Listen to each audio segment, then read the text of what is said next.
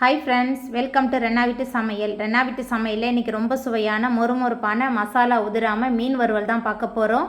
இந்த மீன் வறுவல் ரொம்ப சுவையாக இருக்கும். சாம்பார் சாதம் ரசத்துக்கு அட்டகாசமாக இருக்கும். எப்படி செய்யுதுன்னு வாங்க பார்த்துடலாம்.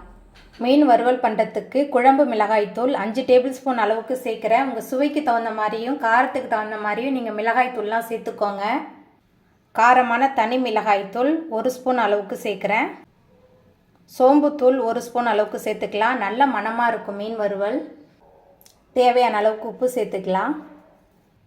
அதுக்கப்புறமா சின்ன வெங்காயம், இஞ்சி, பூண்டு எல்லாத்தையும் மிக்சியில் சேர்த்து அரைச்சி வச்சுருந்தேன். அந்த விழுது சேர்த்துடலாம்.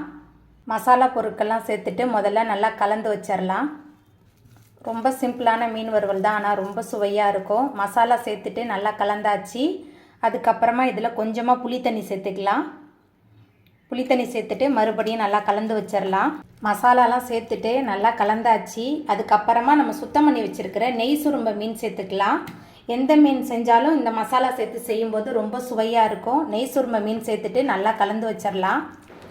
காரசாரமாக ஒரு மீன் வறுவல் ட்ரை பண்ணணுன்னா இந்த முறையில் ட்ரை பண்ணி பாருங்கள். ரொம்ப சிம்பிளான மீன் வறுவல் தான், ஆனால் ரொம்ப சுவையாக இருக்கும். மீன் மசாலா எல்லாத்தையும் சேர்த்துட்டு நல்லா கலந்தாச்சு.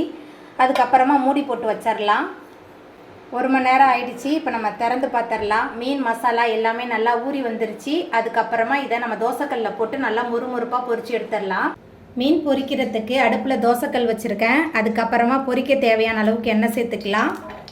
எண்ணெய் சூடாகி வந்துட்டு அதுக்கப்புறமா நம்ம மசாலா தடவி வச்சுருக்கிற நெய் சுரும்ப மீன் சேர்த்துக்கலாம். ரொம்ப சுவையாக இருக்கும் இந்த நெய் சுரும்ப மீன் சேர்த்துட்டு அடுப்பை மிதமான தணலில் வச்சு நல்லா பொரிச்சு எடுத்துடலாம். அடுப்பை மிதமான தணலில் வச்சு மீன் ஒரு பக்கம் நல்லா பொரிஞ்சு வந்துருச்சு. அடுத்த பக்கம் நம்ம திருப்பி போட்டுடலாம். எவ்வளோ சூப்பராக வந்திருக்குன்னு பாருங்கள். அடுத்த பக்கம் திருப்பியாச்சு. மீன் நல்லா வெந்து வரட்டும். நெய் சுரும்பு மீன் 2 பக்கமே நல்லா ஃப்ரை ஆகி வந்துருச்சு. இப்போ இதை நம்ம எடுத்துடலாம். ரொம்ப சூப்பராக இருக்கும் இந்த மீன் வறுவல். பாருங்கள், இதே மாதிரி மசாலா தடவி வச்சுருக்கிற எல்லா மீனையும் போட்டு நம்ம பொரிச்சு எடுத்துக்கலாம். அவ்வளோதாங்க, ரொம்ப சுவையான மொறுமொறுப்பான மீன் வறுவல் சூப்பராக ரெடி ஆகிட்டு. இந்த சுவையான மீன் வறுவலை நீங்களும் உங்கள் வீட்டில் செஞ்சு பாருங்கள். இந்த வீடியோ உங்களுக்கு பிடிச்சிருந்தா லைக் பண்ணுங்கள், ஷேர் பண்ணுங்கள், கமெண்ட் பண்ணுங்கள், சப்ஸ்கிரைப் பண்ணுங்கள். அப்படியே பக்கத்தில் உள்ள பெல் பட்டனையும் கிளிக் பண்ணிடுங்க. நன்றி.